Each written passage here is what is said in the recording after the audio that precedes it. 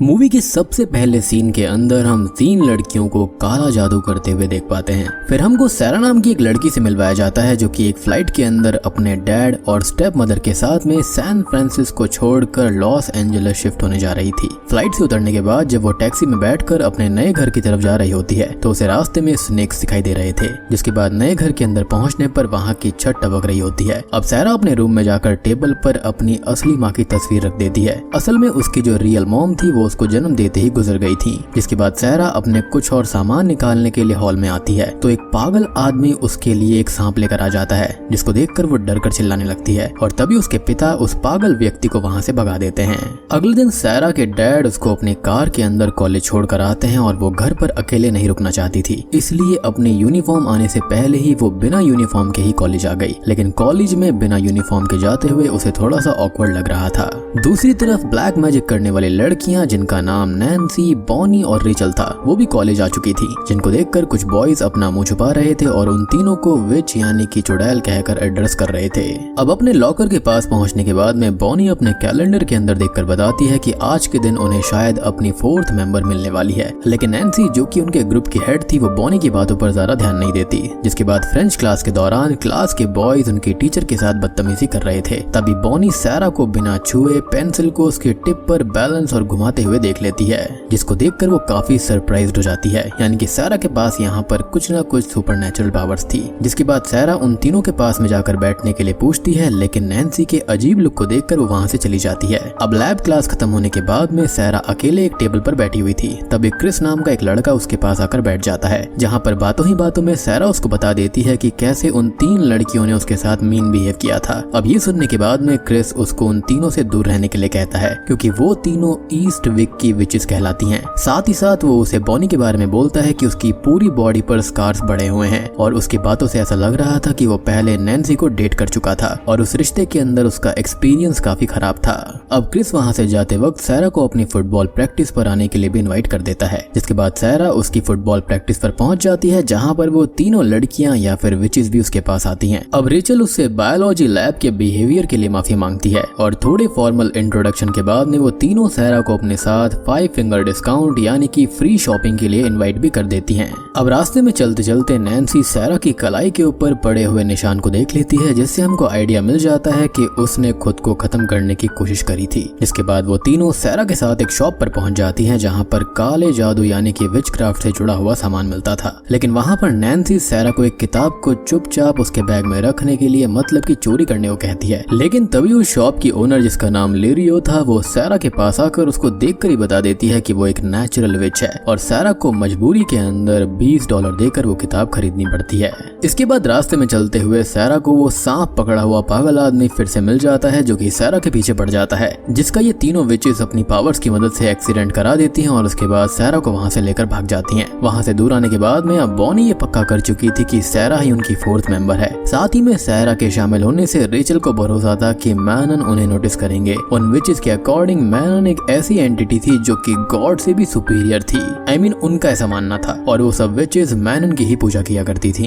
तभी बॉनी सैरा से पूछती है कि क्या उसने आज तक किसी सुपरनैचुरल स्टफ को कभी एक्सपीरियंस किया है, जिस पर सैरा उनको बताती है कि एक बार जब वो चाह रही थी कि बाहर बारिश हो जाए तो उसके रूम में एक पानी का पाइप फट गया था और एक बार वो शांति चाह रही थी तो वो 3 दिन के लिए बहरी हो गई थी। जिसके बाद में नैन्सी उसे आत्मा को बुलाने के बारे में पूछती है, क्योंकि उन तीनों को लगता था कि मैनन को बुलाने से उनके अंदर का खालीपन भर जाएगा और उनकी सारी प्रॉब्लम दूर हो जाएंगी। उनकी बातों को सुनकर सैरा वहां से उठकर चली जाती है और जाकर क्रिस के पास बैठ जाती है। लेकिन बातों के बीच में पहले ही मीटिंग में क्रिस उससे अपने घर चलने के बारे में पूछ लेता है, जिसके लिए सैरा मना कर देती है। अगले दिन अब बायोलॉजी क्लास के दौरान वो तीनों विचेस सैरा के पास आकर क्रिस के साथ उसकी डेट के बारे में पूछती हैं, क्योंकि क्रिस पूरे स्कूल में सैरा के बारे में गलत अफवाहें फैला रहा था। जिसके बाद सैरा सीधे क्रिस के पास जाती है, लेकिन वो उसके साथ ठीक से बात नहीं करता। अब सैरा के साथ उसका बिहेवियर पिछली रात से बिल्कुल उल्टा हो गया था। मीनवाइल रेचल की स्विमिंग प्रैक्टिस करने के दौरान उसके अफ्रीकन अमेरिकन होने की वजह से उसकी क्लासमेट लॉरा उसके ऊपर एक रेसिस्ट कमेंट कर देती है। अब वहीं हॉस्पिटल में अपने बॉडी के स्कार्स को हटाने के लिए बॉनी अपने ऊपर एक पेनफुल जीन थेरेपी करा रही थी, जिसके रिजल्ट्स और साइड इफेक्ट्स की भी कोई गारंटी नहीं थी। साथ ही में नैन्सी की लाइफ में भी कुछ खास नहीं चल रहा था, क्योंकि वो एक मोटर होम में अपनी मॉम और नसेडी स्टेप फादर के साथ रहा करती थी, जिनकी इलेक्ट्रिसिटी बिल न भरने की वजह से इनके घर की लाइट भी काट दी गई थी और दूसरी तरफ सैरा को भी सोते वक्त अपने पास्ट से जुड़े हुए सपने आ रहे होते हैं। अगले दिन स्कूल में वो तीनों सैरा को अपने साथ फील्ड ट्रिप पर जाने को मना लेती हैं। इसके बाद वो तीनों एक बस के अंदर फील्ड ट्रिप के लिए निकल पड़ती हैं। अब इस ट्रिप के अंदर सैरा उन तीनों के ग्रुप में शामिल हो जाती है, जिसके बाद वो चारों वाइन में अपने खून की बूंदें मिलाकर अपनी अपनी विश बताते हुए एक एक करके उसको पीती हैं। जहाँ पर रेचल लॉरा से बदला लेना चाहती थी। सैरा चाहती थी कि क्रिस उसके प्यार में पागल हो जाए। बॉनी चाहती थी कि उसके स्कार्स ठीक हो जाएं और नैन्सी अपने अंदर मैनन की पावर को चाहती थी। उनके वाइन पीने के बाद में कई तितलियां उनके पास में आकर उड़ने लगती हैं, जो कि उन्हें मैनन का ही एक इशारा नजर आता है। अब अगले दिन क्लास के दौरान क्रिस सैरा को ही देख रहा था और क्लास के बाद वो सैरा से माफी भी मांगता है। साथ ही साथ चर्च में पहुंचने के बाद में वो सैरा और बॉनी की बुक्स भी पकड़ लेता है, जिसको देखकर उसके दोस्त भी उसका मजाक उड़ा रहे थे। साथ ही साथ सैरा भी क्रिस का पूरा फायदा उठा रही थी। अब रात को वो तीनों बॉनी के साथ उसके घर पर नाइट आउट कर रही होती हैं कि तभी सैरा उन्हें एक गेम के बारे में बताती है, जिसके अंदर की खाली उंगलियों की मदद से ही किसी इंसान को उठाया जा सकता था। जिसके बाद फोकस करते हुए खाली उंगलियों की मदद से ही वो तीनों रेचल को हवा में उठा लेती हैं। अब दिन बीतने के साथ उन चारों की दोस्ती गहरी होती जाती है और सैरा भी उनके ग्रुप का एक हिस्सा बन गई थी। जिसके बाद सैरा एक दिन काला जादू करने के लिए लॉरा का एक बाल तोड़ लेती है और उसको रेचल के बालों में बांध देती है। वहीं पर बॉनी भी मैनन से उसके स्कार्स को सही करने की रिक्वेस्ट कर रही थी।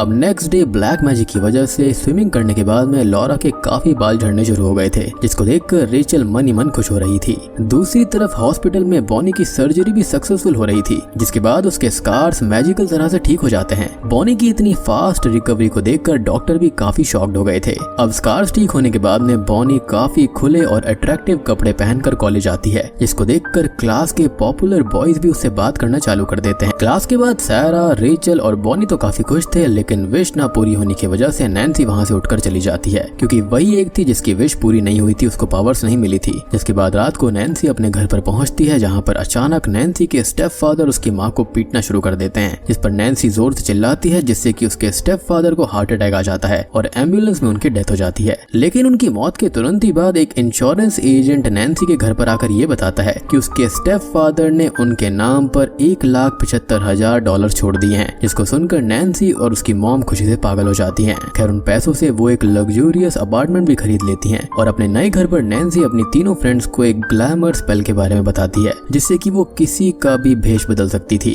जिसकी मदद से सैरा उन तीनों को अपने बालों का रंग भी बदल कर दिखाती है।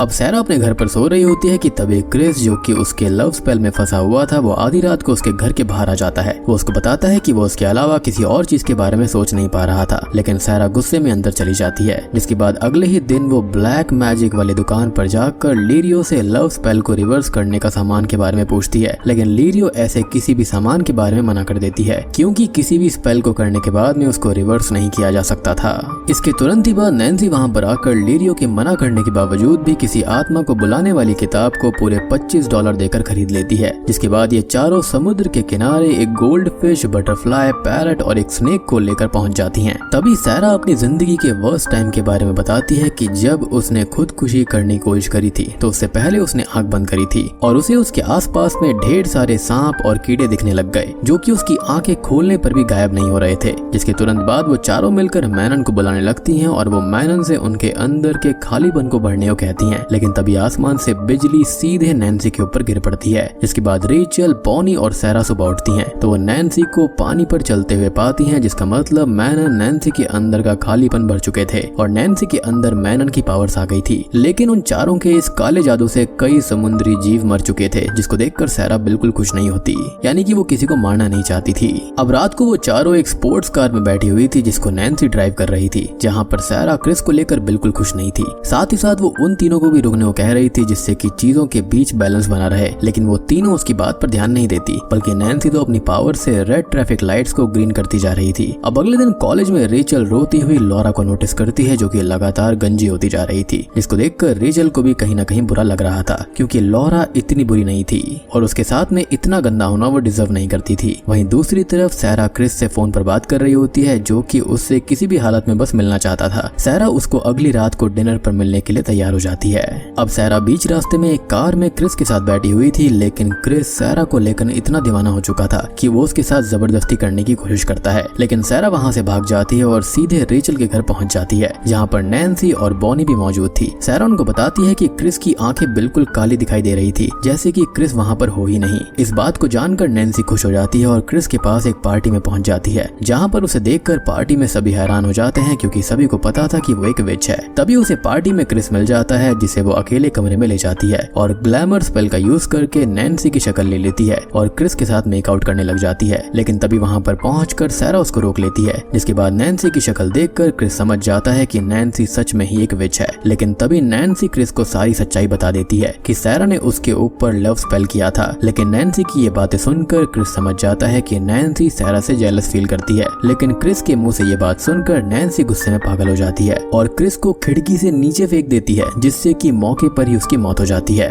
सैरा इस हादसे के बाद काफी डिस्टर्ब हो जाती है और वो अपने बेड पर लेटी हुई थी और क्रिस की मौत के लिए खुद को जिम्मेदार मान रही थी। उसके डैड उसको संभालने की कोशिश करते हैं, लेकिन वो थोड़ी देर अकेला रहना चाहती थी। अब अगले दिन वो नैन्सी की फोटो को निकाल कर धागे से बांध रही थी, जिससे कि वो नैन्सी को खुद को या दूसरों को नुकसान पहुंचाने से रोक पाए। बेसिकली वो उस पर काला जादू करना चाहती थी। जिसके बाद सैरा अब रात को अपने बेड पर लेटी ही हुई थी कि इतने में खिड़की से रेचल, बॉनी और नैन्सी विचेस के रूप में उसको परेशान करने आ जाती हैं। लेकिन तभी सैरा को पता चलता है कि वो खाली एक सपना देख रही थी। अगले दिन सैरा कॉलेज के टॉयलेट में जाकर बैठ जाती है, क्योंकि वो अकेला रहना चाहती थी। लेकिन इतने में वो तीनों विचेस उसको परेशान करने आ जाती हैं और सैरा की ग्रुप छोड़ने की बात पर वो उसको धमकी भी देती हैं कि अगर वो उनका ग्रुप छोड़ना ही चाहती है तो साथ ही साथ उनको ये कॉलेज, शहर या फिर ये प्लेनेट छोड़ना होगा, क्योंकि पुराने जमाने में जो विच अपना ग्रुप छोड़ती थी उसको मौत की सजा सुनाई जाती थी।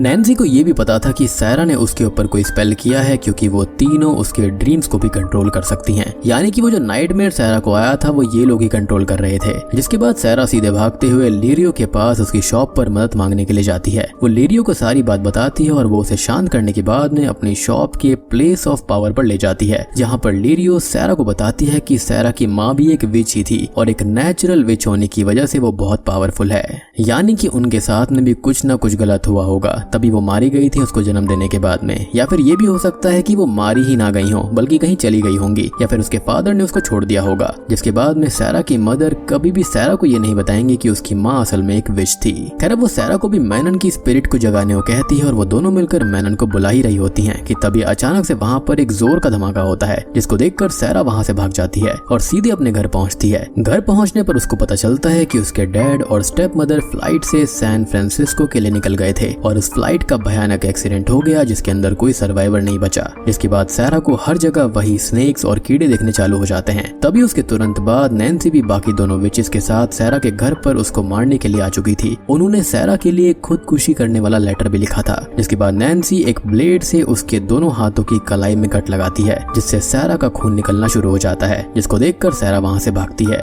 अब इसके बाद में हम ये देखते हैं कि सैरा ने अपने कमरे में जाकर अकेले ही डीमन मैनन को पजेस किया है या फिर उसकी शक्तियों को बुला लिया है। जिसके बाद बॉनी के स्कार्स 3 गुना बढ़ चुके थे और रेचल लॉरा से भी 3 गुना ज्यादा गंजी हो गई थी। अब अपनी ऐसी हालत देखकर वो दोनों घर से बाहर भाग जाती हैं, लेकिन उनकी ये हालत सैरा की एक स्पेल की वजह से हुई थी। अब उन दोनों के भाग जाने के बाद नैन्सी अकेले ही सैरा के पास जाती है, लेकिन जैसे ही सैरा उसके सामने आती है तभी नैन्सी को भी हर जगह सांप और कीड़े दिखना शुरू हो जाते हैं। लेकिन इसके बाद नैन्सी सैरा से माफी मांगने लग जाती है, लेकिन जैसे ही सैरा मंत्र पढ़ना शुरू करती है वैसे ही वो सैरा पर दोबारा हमला कर देती है और इसी के साथ दोनों के बीच विच वाली फाइट शुरू हो जाती है, जिसके अंदर सैरा जीत जाती है क्योंकि वो ज्यादा ताकतवर थी। जिसके बाद अगली सुबह बॉनी और रेचल भी सैरा से माफी मांगने आ जाती हैं। साथ ही में उन्हें शक था कि सैरा के पास अब भी मैनन की पावर्स हैं, लेकिन अपनी आंखों से ही पेड़ की टहनी गिराकर सैरा उनको क्लियर कर देती है कि अब भी उसके पास मैनन की पावर्स मौजूद हैं। साथ ही साथ ये पता चलता है कि सैरा के पिता बिल्कुल सही सलामत हैं। उनके एक्सीडेंट की न्यूज भी विचेस के द्वारा की गई एक ग्लैमर स्पेल थी। और बात करें नैन्सी के बारे में तो नैन्सी पागल हो चुकी थी और उसको पागल खाने में भर्ती कर दिया गया था और शायद से अब वो 3 गुना ज्यादा पागल हो गई होगी, क्योंकि सैरा ने जो स्पेल चलाया था उसके अंदर हर चीज 3 गुना होने वाली थी। इसी के साथ में ये मूवी यहीं पर खत्म हो जाती है। तो दोस्तों ये थी क्राफ्ट मूवी की कहानी। उम्मीद करता हूँ कि आपको पसंद आई होगी। तो चैनल के ऊपर नए हैं तो सब्सक्राइब कर लीजिए